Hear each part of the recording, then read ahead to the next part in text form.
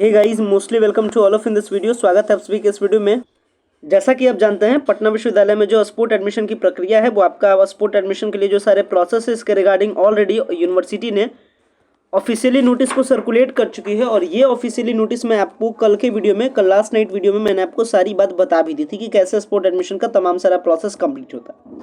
लेकिन स्टूडेंट को अभी भी बहुत सारे पॉइंट्स को लेकर के कन्फ्यूजन है स्पोर्ट एडमिशन्स को लेकर के, खास करके स्पोर्ट एडमिशन्स में कैसे आपका एडमिशन होता है, किस तरीके से इसका मेरिट लिस्ट बनता है, ये तमाम सारे पॉइंट्स ऑफ व्यू आपको बहुत ज़्यादा कंफ्यूज करते हैं। तो तमाम सारे कन्फ्यूजन को आज के इस वीडियो में हम लोग दूर करेंगे। साथ में मैं आपको टिप्स भी इसी वीडियो में बताता हूँ, क्योंकि कल टिप्स देने का टाइम रहेगा नहीं, क्योंकि आप कल क्या कीजिएगा, चॉइस फिलिंग अपना कीजिएगा। और सबसे बड़ी बात है कि ये चॉइस फिलिंग करने का एक टाइम भी फिक्स है कि सुबह 8 बजे से लेकर के दोपहर 2 बजे तक। जो भी बच्चों का ये टाइम क्रॉस होगा वो बच्चों का कह सकते हैं कि चॉइस फिलिंग होगा नहीं, और जब आपका चॉइस फिलिंग नहीं होगा तो आप स्पोर्ट एडमिशन में पार्टिसिपेट नहीं कर सकते हैं। ये सारी बातें यूनिवर्सिटी के द्वारा आपके लिए बताई गई थी। सो गाइस, चलिए इस वीडियो में पूरा डिस्कशन कर लेते हैं। स्पोर्ट एडमिशन आपका कल से स्टार्ट होने वाला है, तो उससे मैं आपको 12 से 15 घंटा पहले ही सारी इंपॉर्टेंट पॉइंट्स बता देता हूँ, जिसके जरिए से आपका स्पोर्ट एडमिशन में सिलेक्शन होगा। और आखिर स्पोर्ट एडमिशन का मेरिट लिस्ट बनता है कैसे, तो तमाम सारे इन्फॉर्मेशन के बारे में आज के इस वीडियो में जानते हैं। सो गाइज, अगर आप चैनल पे पहली बार विजिट किया तो चैनल को सब्सक्राइब कीजिएगा। अगर आपको वीडियो पसंद है तो वीडियो को लाइक कीजिएगा, और किसी भी प्रकार का कमेंट या क्वेरी हो तो आप कमेंट्स कर सकते हैं। और वीडियो के दिए गए डिस्क्रिप्शन बॉक्स में व्हाट्सएप नंबर है, कॉलिंग नंबर है, आप उस पर कॉल करके या मैसेज करके आप अपने डाउट्स को क्लियर भी कर सकते हैं, या किसी भी प्रकार के एडमिशन से फर्दर सपोर्ट भी आप प्राप्त कर सकते हैं। चलिए वीडियो को स्टार्ट करते हैं, एक एक करके हर एक पॉइंट्स ऑफ व्यू को समझते हैं। सो गाइस, फिलहाल में आप देख सकते हैं, सबसे पहले मैं आपको पेपर का अपडेट दिखाता हूं, क्योंकि ये पॉइंट्स जो पेपर है, ये भी पेपर फिलहाल में दैनिक भास्कर का है, और ये जो न्यूज है स्पोर्ट राउंड का वो दैनिक जागरण में भी आ चुका है, दैनिक भास्कर में भी आ चुका है। अगर मैं बात करूं तो लगभग 9000 के आसपास कैंडिडेट का क्या हुआ था, रिजल्ट आया था। और इस 9000 के आसपास में लगभग 4000 के आसपास अभी जो सीटें जिसमें आपका एडमिशन हुआ है वो आपका समथिंग आपका 3600 से 3700 कैंडिडेट का एडमिशन हो चुका है। टोटल जो कैंडिडेट का अलॉटमेंट आया था 9000, आप अगर इसे सब्ट्रैक्ट कीजिएगा तो आप पाइएगा कि ऑन एन एवरेज आपको 5000 प्लस कैंडिडेट है जो स्पोर्ट एडमिशन में ट्राई करेंगे। ध्यान से समझिएगा, हर एक पॉइंट को पहली बात समझिए। 5000 कैंडिडेट, सीट आपका 400। अब सोच सकते हैं कि कितने स्टूडेंट्स इसके लिए अप्लाई करेंगे। सीट आपका 400 प्लस, कैंडिडेट आपका 5000 प्लस, इतने सारे बच्चे ट्राई करेंगे स्पोर्ट एडमिशन के प्रोसेस में। क्योंकि स्पोर्ट एडमिशन के प्रोसेस में बहुत से बच्चों का अभी तक एडमिशन हुआ नहीं, तो वो चाहते हैं कि स्पोर्ट एडमिशन के प्रोसेस के तहत उनका क्या हो जाए, एडमिशन हो जाए। तो ये इतनी आसान प्रक्रिया भी नहीं है कि स्पोर्ट एडमिशन में सबका एडमिशन हो जाएगा, क्योंकि सीट आपका 400 है। यानी कहने का मतलब है कि लगभग 4500 प्लस बच्चों का एडमिशन नहीं हो पाएगा, मात्र 400 प्लस बच्चों का एडमिशन होगा। अब ये 400 प्लस कौन से लकी बच्चे होंगे, ये सबसे इंपॉर्टेंट वाली पॉइंट है। तो कौन से फैक्टर डिसाइड करता है कि आप सबसे लकी बच्चे होंगे कि आपका एडमिशन हो ही जाएगा। चलिए थोड़ी सी पेपर की अपडेट को पहले डिस्कस कर लेते हैं, इसके बाद में इसके बारे में भी हम लोग डिस्कस करेंगे।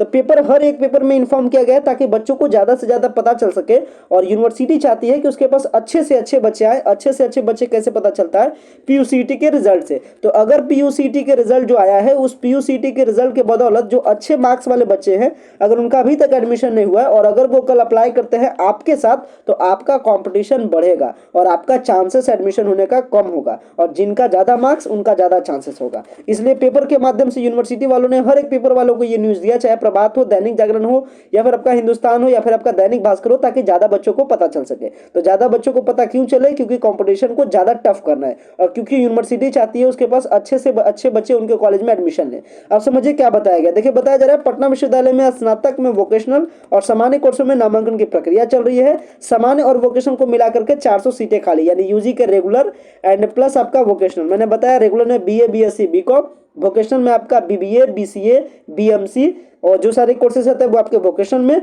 और यहाँ देखिए बताया जा रहा है इसके लिए नामांकन स्पोर्ट राउंड के तहत ऑनलाइन ली जाएगी। और स्पोर्ट राउंड के तहत जो पहला स्टेप होता है, ये मैंने आपको बताया था कि स्पोर्ट एडमिशन में कौन से बच्चे पार्टिसिपेट करेंगे, तो वैसे बच्चे जिनका अभी तक एडमिशन नहीं हुआ है। अगर जिनका एडमिशन हो चुका है और वो स्लाइड अप के भरोसे थे लेकिन स्लाइड अप नहीं हुआ, तो वैसे बच्चे इस ऑनलाइन स्पोर्ट एडमिशन में पार्टिसिपेट नहीं कर सकते। ध्यान से समझिएगा, वैसे बच्चे पार्टिसिपेट करेंगे जिनका अभी तक एडमिशन नहीं हुआ है।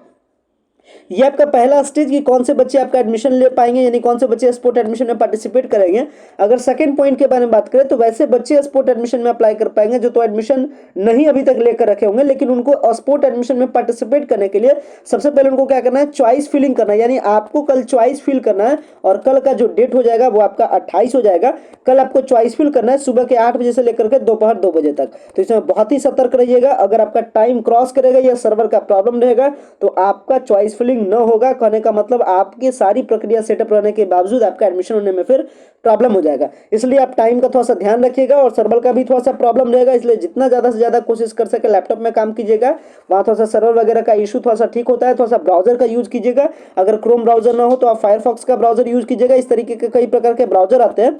इसके बाद जहाँ से आपका ये आपका कह सकते हैं कि ठीक ठाक वे में आपका जो चॉइस फिलिंग है वो ऑन द टाइम आप कर सकें। तो अगर आपको स्पोर्ट एडमिशन में पार्टिसिपेट करना है तो आपको चॉइस फिलिंग करना ही करना है।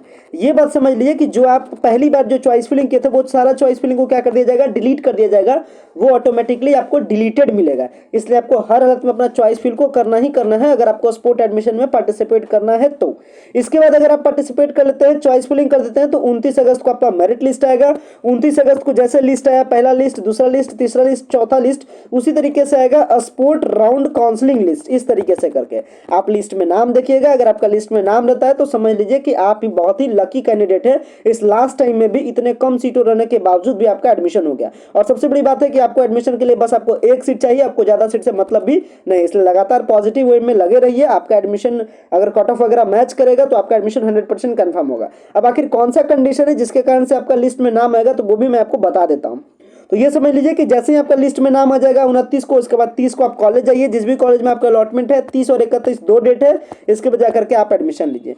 लेकिन अब समझिए इंपॉर्टेंट पॉइंट, ये कोई कहना कंफर्म नहीं है कि ये एडमिशन आपका 31 तक कंफर्म हो जाएगा, क्योंकि जो सीट का स्थिति है, अगर 400 सीट कंप्लीटली फिल हो जाएगा तो आप कह सकते हैं कि 31 तक आपका एडमिशन खत्म हो जाएगा। तो 400 सीट एग्जैक्ट फुलफिल हो जाए, पूरा भर जाए, ये कभी भी पॉसिबल नहीं है। It can't be possible. इस बारे में समझ लीजिए, क्योंकि आज जो मैं 3, 4, 5 साल से जो भी एडमिशन का प्रोसेस देखते आ रहा हूं उसमें रिकॉर्ड है कि कभी भी फुल सीट नहीं हो पाता है एक रेस्पेक्टेड डेट में। या तो यूनिवर्सिटी डिसीजन ले लेती है कि चलो अब एडमिशन मैं नहीं लूंगा, या अगर यूनिवर्सिटी के पास अच्छा खासा सीट होता है तो फिर आता है कैजुअल एडमिशन का प्रोसेस। तो अभी जो फिलहाल में चलेगा कल वो चलेगा स्पोर्ट राउंड एडमिशन। इसके बाद जो भी सारा सीट बचेगा उस पर ऑफलाइन एडमिशन होगा और वो कहलाता है कैजुअल एडमिशन। यानी डायरेक्ट आप कॉलेज में जाइए, सीट देखिए, सारा डॉक्यूमेंटेशन कराइए और अपना एडमिशन लीजिए। तो इसके बाद का जो नेक्स्ट एडमिशन प्रोसेस है वो है casual admission process. Casual admission process जो कंप्लीट होगा वो आपका 5 सितंबर के आसपास आपका कैजुअल एडमिशन का प्रोसेस कंप्लीट होगा। हालांकि क्लासेस वगैरह चलना स्टार्ट 1 से ही स्टार्ट हो जाएगा, तो कुछ बच्चे जो लास्ट में एडमिशन लेते हैं वो कैजुअल एडमिशन में पार्टिसिपेट करते हैं। तो क्लासेस वगैरह इसके लिए इंडक्शन मीट 1 सितंबर से स्टार्ट है, 2 सितंबर से फिर क्लास चलना स्टार्ट हो जाएगा। हालांकि इंडक्शन मीट को लेकर के मैं एक सेपरेट वीडियोस बताऊंगा जिसमें सारे इन्फॉर्मेशन आपको बताऊंगा रिगार्डिंग द इंडक्शन मीट। अब समझिए जो सबसे मोस्ट इंपॉर्टेंट फैक्टर वो है आपका मेरिट लिस्ट में आपका नाम कैसे रहेगा। ये कौन सा फैक्टर है जो डिसाइड करता है मेरिट लिस्ट में नाम। सबसे पहली बात, जो स्पोर्ट एडमिशन का प्रोसेस होता है इसमें सबसे पहले सीट का कैलकुलेशन किया जाता है। सीट का कैलकुलेशन कल तक हर हालत में कर लिया जाएगा और वो सीट का स्टेटस आपको दिखाया नहीं जाएगा, बल्कि वो सीट का स्टेटस यूनिवर्सिटी वाले अपने पास रखेंगे, अपने पास उसका कंटेंट रखेंगे कि कितना किस कॉलेज में किस सब्जेक्ट में कितना सीट है। दूसरी बड़ी बात कि इस स्पोर्ट एडमिशन के प्रोसेस में कैटेगरी मायने नहीं रखता है। सबसे तो इंपॉर्टेंट पॉइंट, कैटेगरी मायने नहीं रखता है, तो आपको किसी भी प्रकार का रिजर्वेशन नहीं मिलेगा। इसके बारे में ये बात समझ लिए कि स्पोर्ट एडमिशन के प्रोसेस में कैटेगरी नथिंग मैटर करता है, कैटेगरी का कोई वैल्यू नहीं होता है।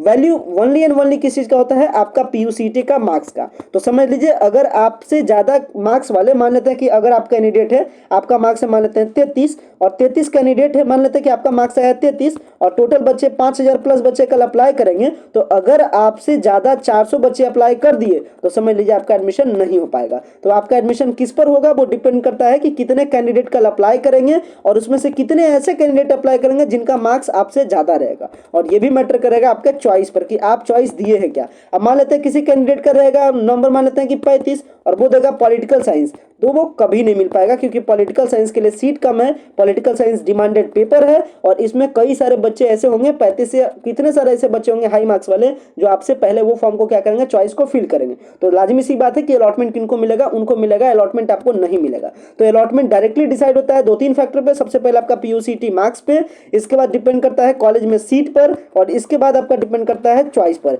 इसलिए सबसे पहले जो भी यहाँ से आप स्टार्ट कीजिएगा, अगर आप इसे उलटते हैं तो आप अपना जो, क्योंकि आप ना पीयूसीटी के मार्क्स को बदल सकते हैं अपना, ना आप सीट को बदल सकते हैं, आप बदल सकते हैं तो अपने चॉइस को। तो अगर आपको एडमिशन लेना रहे तो आप थोड़ा सा चॉइस में एडजस्ट कर लीजिएगा, और सारे जो चॉइसेस आपको लगेगा कि चलो इसमें आ जाएगा तो मैं एडमिशन ले लूंगा, वो सारे चॉइसेस को फिल कर दीजिएगा। ये मैं बहुत इंपॉर्टेंट पॉइंट बताया हूं, अगर आप सही से माइंड लगा के सोचिएगा तो आपको ये बातें समझ में आ जाएगी। क्योंकि ना आप पीयूसीटी का मार्क्स बदल सकते हैं, ना आप सीट बदल सकते हैं तो आप अपना बस चॉइस बदल सकते हैं। जैसे अगर आप पहले जिद्दी थे कि मैं मैथ ही ऑनर्स लूंगा, मैं मैथ ही चॉइस में फिल करूंगा, तो अगर आप मैथ के चक्कर में रहिएगा तो हो सकता है कि आपको अलॉटमेंट ना मिले। और अगर कोई कैंडिडेट फिजिक्स भी साथ में रखेगा तो उसको आराम से फिजिक्स में मिल जाएगा, उसका काम बन जाएगा, उसका साल बर्बाद होने से बच जाएगा।